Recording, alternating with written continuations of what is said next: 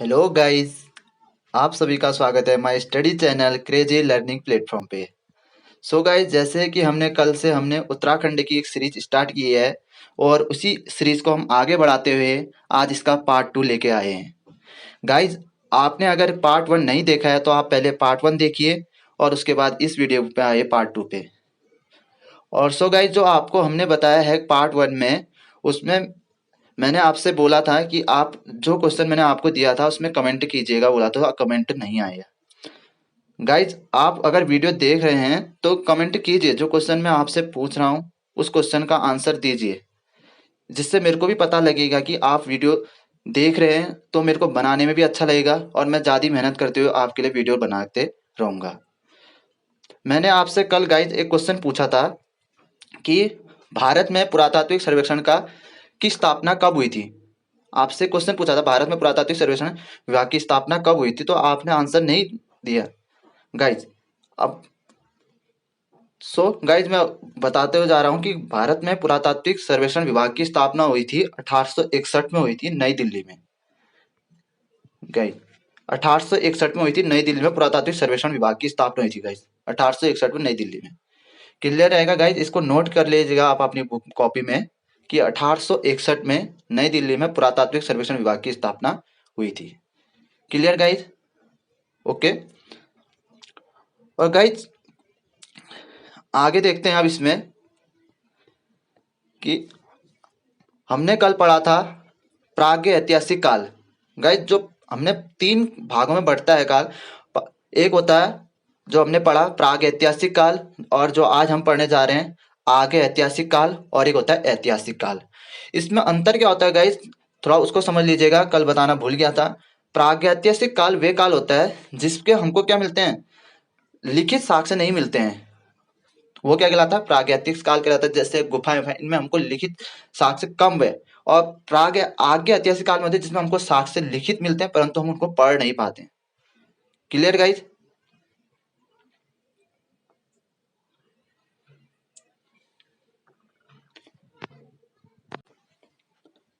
और गाइज, जो ऐतिहासिक काल होगा उसमें लिखित भी मिलेंगे और हम उसको पढ़ भी पाएंगे। ठीक है, आगे ऐतिहासिक काल में जो भारत में आगे ऐतिहासिक काल होते हैं उसके उदाहरण में आपको देखने को मिलेगा हड़प्पा सभ्यता। गाइज, हड़प्पा सभ्यता जिसकी हमको मिले तो है लिखित साक्ष्य, पर हम उसको पढ़ने में अभी तक असमर्थ हैं। ओके, सो हम इसको स्टार्ट करते हैं आगे ऐतिहासिक काल को, जिसको गाइज पौराणिक काल भी बोलते हैं, क्योंकि इसका जो साक्ष्य होते हैं हमको धार्मिक ग्रंथों से देखने को मिलते हैं, या लौह ताम्र धातुओं से कृषि पालन, ये सब इसके साक्ष्य हमको यहाँ देखने को मिलते हैं। और धार्मिक ग्रंथों के काल के हिसाब से इसको हम क्या बोलते हैं, पौराणिक काल भी बोलते हैं। Clear guys? ओके, सो हम आगे बढ़ते जाते हैं। सो गाइज, इसमें आपसे क्वेश्चन सीधे सीधे आपसे पूछ सकता है कि इसका जो आगे ऐतिहासिक काल का विस्तार कितना माना जा सकता है, तो 4वीं शताब्दी से लेकर ऐतिहासिक काल को हम क्या बोलेंगे, आद्य ऐतिहासिक काल बोलेंगे। Clear guys? आद्य ऐतिहासिक काल किसे बोलेंगे, 4वीं शताब्दी से लेकर ऐतिहासिक काल के जो घटनाओं को क्या बोलेंगे, आद्य ऐतिहासिक काल बोलेंगे। क्लियर? इसी में हमको साक्ष्य मिलते हैं लौह ताम्र धातुओं के, कृषि पालन के, ग्रामीण नगरीय सभ्यता के साक्ष्य हमको देखने को मिलेंगे। ओके, अब कुछ फैक्ट है गाइस, इसमें पहुंचने से पहले उस फैक्ट को आपको बता देते हैं। जो जो क्वेश्चन एक पूछे जाते हैं और पूछे गए हैं वो नोट कर लीजिएगा गाइज आप। सो गाइज, इसमें है उत्तराखंड का जो प्रथम उल्लेख है, कि उत्तराखंड का प्रथम उल्लेख किसमें किया गया। आपसे सीधे सीधे क्वेश्चन पूछेगा कि उत्तराखंड का प्रथम उल्लेख किसमें किया है, तो आपने आंसर लगाना है ऋग्वेद में। गाइस, जितने इजी क्वेश्चन लगते हैं उतने होते नहीं, बहुत कंफ्यूजन करते हैं। ठीक है, सो आप ध्यान से समझे और पढ़ें कि उत्तराखंड का प्रथम उल्लेख पूछेगा तो उल्लेख किया गया है ऋग्वेद में। इसमें क्या बोला है, इस क्षेत्र को आपको पता होना चाहिए। देवभूमि बोला गया और मनुष्यों की भूमि बोला गया। गाइस, हर शब्द को समझना है ध्यान से। इजी शब्द है बट कंफ्यूजन करते हैं एग्जाम में, तो आपने अभी से समझना है कि ऋग्वेद में उत्तराखंड का प्रथम उल्लेख किया गया है, देवभूमि क्षेत्र को बोला गया था और मनुष्यों की पूर्ण भूमि बोला गया था। Clear guys? ऋग्वेद में। अब इसी के आगे आप हम पहुंचते हैं ग्रंथों में गाइज। इसको बोला गया पूर्ण भूमि और ऋषि भूमि, ठीक है, और पवित्र भूमि। गाइज देखिए, वहां ऋग्वेद में देवभूमि मनुष्य की भूमि कहा गया, पर ग्रंथों में क्या कहा गया है, पूर्ण भूमि, ऋषि भूमि और पवित्र क्षेत्र। गाइज, मनुष्यों की भूमि और ऋषियों की भूमि ध्यान से देखना गाइज। मनुष्यों की भूमि ऋग्वेद में कहा गया है और ऋषियों की भूमि ग्रंथ में कहा गया है। क्लियर गाइज, आ जाएगा आपको। ओके गाइज, आगे पढ़ते हैं हम। आगे आता है ऐत्रेय ब्राह्मण में उत्तर कुरु शब्द का प्रयोग किया है, क्योंकि यहाँ उत्तर कुरु का निवास स्थान होने के कारण इनमें क्या कहा गया है, इसको उत्तर कुरु शब्द का प्रयोग ऐत्रेय ब्राह्मण में। सीधे से क्वेश्चन आया हुआ है क्वेश्चन ये कि ऐत्रेय ब्राह्मण किस शब्द का प्रयोग, उत्तर कुरु शब्द का प्रयोग किस में किया गया, ऐसे क्वेश्चन पूछा गया तो आपको बताना पड़ेगा ऐत्रेय ब्राह्मण में। Clear guys, okay. आगे देखते हैं स्कंद पुराण में। गाइस स्कंद पुराण में 5 हिमालयी खंडों नेपाल, मानस खंड, केदार खंड, जालंधर और कश्मीर, इन 5 हिमालयी खंडों का वर्णन किया गया स्कंद पुराण में। और इनमें से गाइस पुराणों में ही स्कंद पुराण है, और पुराणों में गढ़वाल को क्या बोलते हैं, केदार खंड बोलते हैं, और कुमाऊं को क्या बोलते हैं, मानस खंड बोलते हैं। आपको याद रहना चाहिए। और एरिया कैसे बांटा है, माया क्षेत्र से, जो माया क्षेत्र आपका और हिमालय तक का, माया क्षेत्र को हरिद्वार बोलेंगे, और उससे हिमालय तक के क्षेत्र को तो गढ़वाल आएगा, और जो नंदादेवी पर्वत से कालागिरी पर्वत तक कौन आएगा, कुमाऊं आएगा। गाइस ट्रिक क्या रहेगी, तो देखो यहाँ कौ आएगा और यहाँ कुमाऊं वाला आ जाएगा, तो आपको समझ में आ जाएगा। ऑप्शन देखते हैं कि कालागिरी नंदादेवी पर्वत वाला कुमाऊं क्षेत्र कहलाएगा, माया देवी हिमालय वाला क्षेत्र हमारा क्या कहलाएगा, केदार खंड कहलाएगा। क्लियर ना गाइस, एक एक शब्द आपको गढ़वाल का दिख जाएगा। माया क्षेत्र देखा आपको पता है हरिद्वार बोलते हैं, तो हरिद्वार गढ़वाल के अंदर, और यहाँ कुमाऊं के अंदर कालागिरी आ गया तो कुमाऊं के अंदर। क्लियर गाइज, ओके ठीक है गाइज। आगे देखते हैं, ना गाइज नंदा देवी बधान, ये इन दोनों का जो हमारे गढ़वाल और कुमाऊं का विभाजित करता है, नंदा देवी पर्वत और बधाड़, इसको ही बधान भी बोलते हैं। कहीं किसी किसी में ऑप्शन में आपको नंदा देवी भी मिल सकता है, किसी किसी में बधान। तो आपको याद रखना है कि दोनों को विभाजित करने वाला कौन है, नंदा देवी पर्वत और विधानगढ़, ठीक है, बधान। क्लियर, नंदा देवी और बधान, ठीक है गाइज। आगे बढ़ते हैं, पुराणों में इन दोनों के संयुक्त क्षेत्र को, मानस और केदार के संयुक्त क्षेत्र को ही पुराणों में, गाइज ये शब्द याद है ना, किसमें किसको क्या बोल रहे हैं, आपके क्वेश्चन पूछे जाते हैं इसमें ऐसा किसमें बोला गया, तो आपको याद है पुराणों में बोला गया कि केदार और मानस खंड के संयुक्त भाग को बोलेंगे उत्तरखंड, ब्रह्मपुर और खसदेश। गाइज ठीक है, उत्तरखंड, ब्रह्मपुर और खसदेश पुराणों में बोला गया।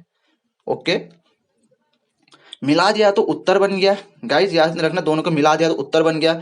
बहुत बड़ा ब्रह्म, नाम ब्रह्म होता है, खस, ठीक है गाइज। थोड़ा सा ट्रिक आपको बता रहा हूँ जिससे आप याद कर सके, वरना आपने तो ये याद ही करना पड़ेगा। बौद्ध साहित्य की बात करते हैं गाइज, और इसमें इस क्षेत्र को हिमवंत शब्द का प्रयोग किया गया है, और वैदिक काल में हेमवंत शब्द का। गाइज दोनों शब्दों को ध्यान से देखना कि हिमवंत बोला गया और एक में हेमवंत बोला गया। हेमवंत शब्द हमारा बौद्ध साहित्य में बोला गया, और हेमवंत शब्द हमारा वैदिक काल में बोला गया। गाइज ध्यान दीजिएगा इस क्वेश्चन में, ठीक है गाइज। सो आगे बढ़ते हैं, कौस्तिकी ब्राह्मण ग्रंथ में वाघ देवी का निवास स्थान कहाँ था, ये आपसे क्वेश्चन पूछा जाएगा कि कौस्तिकी ब्राह्मण ग्रंथ में वाघ देवी का निवास स्थान किसको बोला गया, बद्रिक आश्रम को बोला गया। गाइज ये भी याद रखना कि किस ब्राह्मण ग्रंथ में बोला गया है, तो कौस्तिकी ब्राह्मण ग्रंथ में बोला गया है, ठीक है गाइज। किस ब्राह्मण ग्रंथ में बोला गया है, कौस्तिकी ब्राह्मण ग्रंथ में बोला गया। गाइज आपको पता होना चाहिए किस, ओके। सो आगे बढ़ते हैं गाइज। गाइस कल आपको हमने बताया था कि बनकोट से आपको हमको 8 मानव ताम्र आकृतियां मिली है बोला था, और ओके बनकोट से कितनी मिली हमको, 8 मानव ताम्र आकृतियां मिली, और 5 मानव ताम्र आकृतियां कहाँ से मिली, तो हमारी नैनी पातल से। गाइस क्लियर है ना। आपसे हमने बताना भूल गए थे कि बनकोट से जो 8 ताम्र मानव आकृतियां मिली है वो 1989 में मिली है गाइस, ठीक है, क्लियर रहेगा 1989 में। और जो पेड़साल और फड़कानोली थी गाइज, इसमें पेड़साल और फड़कानोली के बारे में भी कल आपको बता दिया था कि ये दोनों का है अल्मोड़ा में, और इसकी खोज जो की थी, इसके जो खोज करता है कौन है, यशोधर मठपाल। आपको मैंने बताया था अल्मोड़ा से कौन रिलेटेड रहेंगे, यशोधर मठपाल। क्लियर रहेगा गाइज, यशोधर मठपाल का संबंध है अल्मोड़ा से। क्लियर गाइज, और ये किस नदी के किनारे है, तो गाइज ये याद रखना कि आपको बताया बोल गए थे सुयाल नदी के किनारे है ये दोनों, ठीक है गाइज। फड़कानोली में तो 3 शैलाश्रय हैं, जहां गुफा में आश्रम के मतलब रहने के लिए होगा, तो 3 शैलाश्रय भी देखने को मिलते हैं फड़कानोली के पास। क्लियर गाइज, पेड़साल और फड़कानोली दोनों अल्मोड़ा में यशोधर मठपाल ने इसकी खोज की, और सुयाल नदी पर ये स्थित है। क्लियर। और गाइज आपको एक और क्वेश्चन था कि जो मल्लारी से सावधान मिले थे हमने, जो किसने किए थे, शिव प्रसाद डबराल ने खोजे थे 1956 में, क्लियर ना गाइज। इसमें जो ये खोजे गए थे इनको राहुल सांस्कृत्यायन ने क्या बोला था, ये खस जाति का बताया, इन सवाल को क्या बनाया, खस जाति का बताया गया है राहुल सांस्कृत्यायन के द्वारा। क्लियर गाइज, ये भी आप फैक्ट याद रखना। ओके, सो हम और आगे बढ़ते हैं। सो गाइज, हम जो ये सीरीज हमारी चल रही है, अब इसमें हम देखते हैं कि उत्तराखंड में कुछ प्रजातियां थी, पूरा प्रजातियां, जो पुरानी प्रजातियां थी, उन प्रजातियों को हम एक एक करके पढ़ते हैं, क्योंकि क्वेश्चन यहाँ से पूछा जाता है कि कौन सी सबसे पुरानी प्रजाति थी, उनके बारे में फैक्ट पूछा जाते हैं, तो हम उसको देखने जाते हैं। ठीक है, तो हम एक एक करके उनको समझेंगे। ठीक है, तो आप एक एक फैक्टों को भी आप नोट कीजिएगा।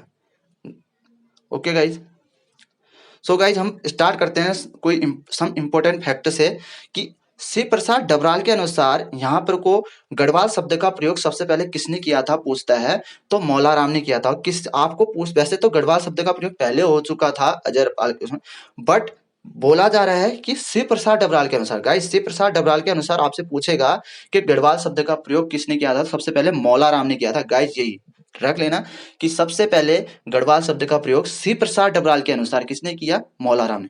आपसे क्वेश्चन हो सकता है कि इसका प्रयोग पहले किसने किया, पर आप किसके अनुसार पढ़ रहे हैं, शिव प्रसाद डबराल के अनुसार। गाइज ये ध्यान देना किसी के अनुसार बोल रहे हैं क्वेश्चन, यही है। इसी में एक प्रकार से आगे क्वेश्चन और कंफ्यूज करता है, किस जाति को गढ़वाल और कुमाऊं का आदि निवासी माना जाता है, किस जाति को माना जाता है गढ़वाल और कुमाऊं का आदि निवासी। तो कोई कोई क्या बोलता है किरात, कोई मुंडा, बट गाइज अगर सीधे सीधे क्वेश्चन पूछना है किस जाति को बोला, आप क्या बोलेंगे, कोल। आप बोलेंगे कोल जाति को, किसको बोलेंगे, कोल। कोल प्रजाति को हम क्या मानेंगे, सबसे पुरानी। Okay guys, Kol Munda. But Grierson के अनुसार बोल देगा तो गाइज यहाँ आपको क्या हो जाएगा, किरात हो जाएगा आंसर। ओके, अगर शिव प्रसाद डबराल के अनुसार पूछेगा तो तब आप कोल लगाओगे, अगर किसी के भी अनुसार नहीं बोलेगा तब भी आप कोल लगाओगे। गाइज क्लियर है, सिर्फ गिरियर्सन के अनुसार क्या बताओगे आप, किरात को पहला बताओगे, वरना आप किसको बताओगे, कोल या मुंडा को ही पहला बताओगे। इनका क्रम भी आपको आ सकता है गाइज, पूछा गया है, तो आप देख लीजिए क्रम, सबसे पहले कोल आती है, फिर किरात आई, फिर खस आई। ओके क्लियर है। ओके गाइज आगे बढ़ते हैं। क्वेश्चन एक और पूछा जा सकता है गाइज कि कौन सी ऐसी जाति थी जो मृतकों की समाधि पर वस्तु रखती थी, मतलब रखने की शुरू की थी, मृतकों की समाधि पर वस्तु रखने का सबसे पहले शक जाति ने किया था। गाइज किस जाति ने किया था, शक जाति ने।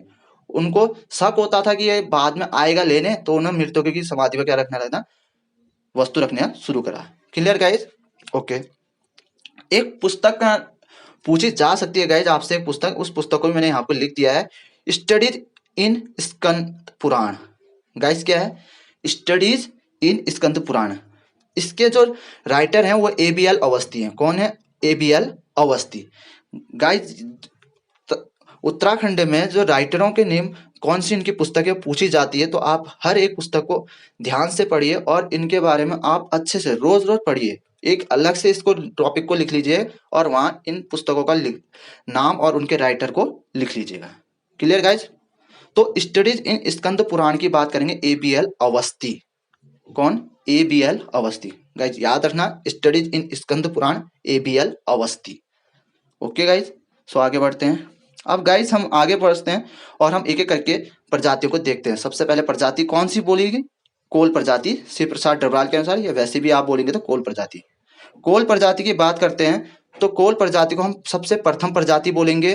कोल प्रजाति के बारे में यह क्रूप दिखती थी, भद्दी दिखती थी, इसमें नाग पूजा होती थी, लिंग पूजा इसमें होती थी, और कुमार कुमारी प्रथा प्रचलित थी। इसमें एक कोल जनजाति में कुमार कुमारी प्रथा, आप ध्यान दे सकते हैं यहाँ कौ नाम आ रहा, तो आप ये कोल जाति से क्या कर देंगे, कनेक्ट कर देंगे। कुमार कुमारी प्रजाति आएगी, प्रथा आएगी, तो आपको दिखेगा कौ आ रहा है, इसका मतलब क्या होगी, कौ से कोल प्रजाति से रिलेटेड है। क्लियर। सो गाइस आगे बढ़ते हैं। इसमें भूटांतिक प्रभाव भी देखने को मिलता था, तो क्वेश्चन पूछेगा आपसे किस प्रजाति में भूटांतिक प्रभाव देखने को मिलता है। गाइस भूटांतिक प्रजाति अपने में अलग से होती है, पर आपसे पूछ रहा है कि भूटांतिक प्रभाव किस प्रजाति में और देखने को मिलता है, तो आप बताएंगे कोल प्रजाति, जो सबसे पहली प्रजाति, उसमें भी भूटांतिक प्रभाव देखने को मिलता था। Clear guys. तो आपसे कोल प्रजाति में क्वेश्चन ये पूछे जा सकते हैं। आगे पढ़ते हैं गाइज और देखते हैं किरात प्रजाति। किरात प्रजाति के बारे में देखें तो गाइस किरात को किन्नर या कीर बोला जाता है। इनकी भाषा होती है मुंडा और ये बसते हमारे अस्कोट और डिडियाट में। Clear guys. किरात प्रजाति की बात करें, किन्नर कीर इन्हीं को कहा जाता है। ये मुंडा भाषा बोलते हैं और ये डीडीहाट या अस्कोट इलाके में बसते हैं। स्कंद पुराण में किरातों को भिल्ल भी कहा गया है गाइज। आपने एक देखा सुना होगा कि स्कंद पुराण में किरातों को भिल्ल बोला गया, और भिल्ल की बात से भ्रमणकारी पशुपालक और क्या होते हैं, आखेटक होते थे। ये किरात जनजाति क्या होती थी, भ्रमणकारी भी होती थी, पशुपालक वाली भी होती थी और आखेटक होती थी। वन पर्व, महाभारत में 18 पर्व हैं, उनमें से एक पर्व वन पर्व है गाइस। कितने पर्व हैं, 18 पर्व हैं। उन पर्वों के नाम लेकर आपसे क्वेश्चन पूछे जाते हैं। तो अभी हम किस पर्व की बात करें, वन पर्व की बात गाइस। हर पर्व अलग अलग होगा, ये वन पर्व है गाइस। तो वन पर्व में किरात नेता जो शिव माने जाते हैं, किरात नेता कौन किसे माना जाता है, शिव को। उनका अर्जुन के साथ युद्ध का उल्लेख है विल्लभ केदार में, जो श्रीनगर में है, और कहाँ, शिव प्रयाग भी बोला जाता है इसको। Clear guys.